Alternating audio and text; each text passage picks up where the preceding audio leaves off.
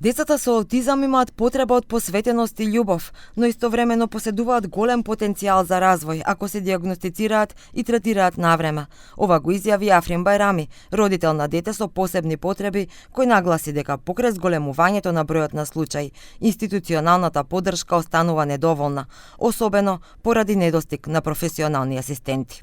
E dyta, edhe ato institucionet që janë, që kanë se mirën me fëmijët me nevojë të veçanta, fatkeqësisht një numër shumë i madh i tyre, stafi i tyre kanë fjalën, nuk janë edhe as profesionistë, ose nuk janë të kualifikuar sa duhet, ose janë dërguar atje pa dëshirën e tyre, edhe duke sikur punën e tyre bëjnë me, të themi me zor, me fjalën popullore, edhe ka pengesa të jashtëzakonshme. Психологот Арбен Кадриу истакна дека постои преголем страв кај родителите од аутизам и апелираше за рана дијагноза преку професионалци. Vitet e para janë mosha 3 vjeçare, ku zakonisht haset në problematika ose të themi një abnormalitet sjelljesh tek fëmijët, zakonisht kur është mos kontakti me sy, mandej të folurit, po ashtu ka forma ndryshme ku fëmijët ndonjëherë bën impulsiv, kemi hiperaktivitet, po ashtu kemi ndjenja të agresivitetit.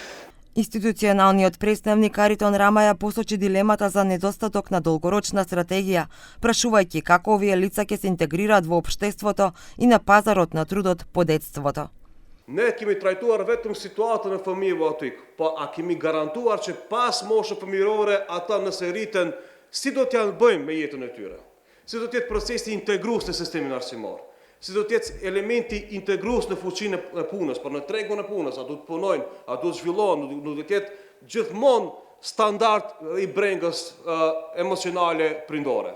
Овие прашања беа дискутирани на настанот аутизмот во општеството, подигнување на свеста и делување, организиран во општина Чаир, со цел подигнување на свеста и поттикнување на конкретни активности за поддршка на лицата со аутизам.